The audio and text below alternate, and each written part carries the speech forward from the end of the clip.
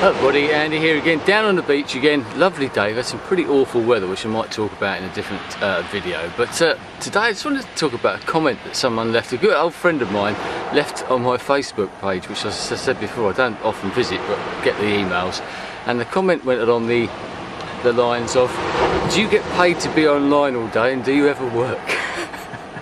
And as these comments are wont to do, it sort of, not so pricks your conscience, but it certainly makes you think. And you sit back and you think, well, hang on a minute, how much time do I spend online? And why do I spend that time online? Have I got a life, so to speak, I suppose?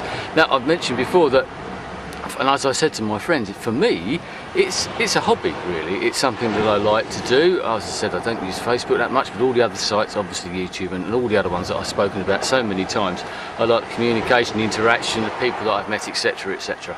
You know all about that side of things. But it depends on your life. I was having a comment exchange with someone literally just last night about this sort of topic as well.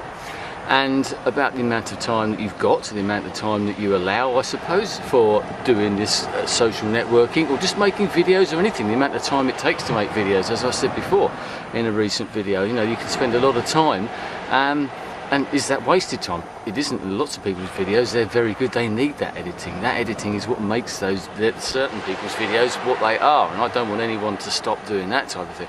But maybe my position is easier than other people's. My friend runs his own business, which obviously takes up a lot of time. He's in a different stage of his life maybe than what I am. As I said before, I use this as a type of relaxation, a hobby, whatever you want to call it. I'm not a big TV lover or anything like that. A lot of what I like to do can be done around a computer.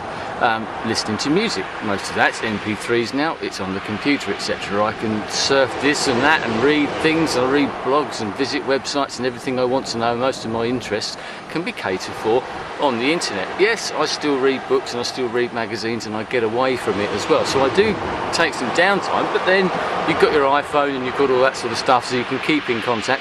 When I'm at work, I don't touch, I'm not allowed to touch the social networking site. Yes, I check my emails every so often. I might even send out a sneaky tweet every so often, but I don't do that. That's the time away from it. But another side is that I don't have maybe some of the commitments. As I said, I use this, the social networking, the video, the computing, etc. as a type of relaxation. It's downtime if you want, I suppose, but I find it helps me to explore. I'm inquisitive, so I like to find out what's going on. My wife, for example, she uses watching TV as a time of downtime. For her, watching TV is a type of relaxation. Yes, as I said, there's certain things I like to watch on TV, but I've always been one of those people that's never just turned the TV on as background. Even music I don't like on as background. I don't listen to the radio or anything like that usually when I'm doing something else. I concentrate on the music. It's just the way that I am. For example, my wife, if she's in the kitchen, she'll have the radio on. Great, it's usually Radio 4 here in Britain, which is like talk radio, but sensible talk radio, if you know what I mean. Very varied and very, very good. It's speech-based, very variety-based radio. And I quite often, I can hear what's going on, and I'll sort of wander into the kitchen and listen to certain bits, and I think, this is interesting, because a lot of it is very interesting. And I say, oh, I didn't know that. What are they talking about? She says, I haven't got a clue, I'm not really listening. It's just on, it's background. Some people do that. The TV for her, as much as she likes particular TV shows and she records them and watches them religiously, a lot of it is just wallpaper, I suppose. I'm not being critical because a lot of people do that. Her father is exactly the same. Her brother is exactly the same as well. And so many people are like that. I see videos, I watch people's videos on here, and you can hear a radio on in the background, or you can see that the TV's on in the background, and no one's watching it. It's that sort of background thing. I like this. Quiet, apart from the sound of the sea on the shore or something like that. I like a bit of solitude. I like it to get away. I like that quiet. If I'm at home, my wife will come in sometimes and I'm sitting there in silence. I might be reading, or I might be just sitting there contemplating or something. But there won't be a radio on, there won't be a TV on, because if the radio is on or the TV's on, I'm watching it. I'm actually taking notice of it. I hate having music turned down quietly because I want to know what that song is. It's, as I said, I couldn't have the radio on and not listen to it like my wife does, and so many other people do. So that's my way. That was my answer to my friend. Whether that is a strange way, whether I'm different to other people, I really don't know. obviously different to some people. That's obvious, aren't we all? We're all individuals after all.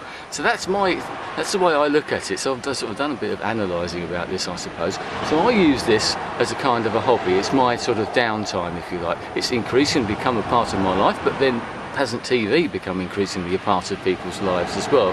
I read comments on Twitter about, oh, if I had, you know, if I've sort of had cable TV for a while or something like that, and if I had this I'd never do anything. There's a great temptation for that, as there is for this as well, making videos, online activity, just computing generally. You know, you can sit there and you can get lost in it. It can be very time consuming, and it can be done at the expense of other things that matter. It's that balance that's the key all the time. I think I've got that balance right. Yes, I have to stop and I have to check myself every so often and think, like this morning, the sun's out, let's make the most of it, Andy. Okay, I'm making a video, but you know, there you go. I'm enjoying myself. I'm out here talking about things, thinking about things as well, and enjoying the scenery, enjoying the tide coming in, and hopefully not too close. So I'd love to know what your thoughts are and how you approach this, whether you've thought about this as well and why you do this, in as much as, you know, how do you balance it amongst all the other things that are going on in your life, and are you concerned that maybe you're spending more time doing this or maybe more time doing other things which you might think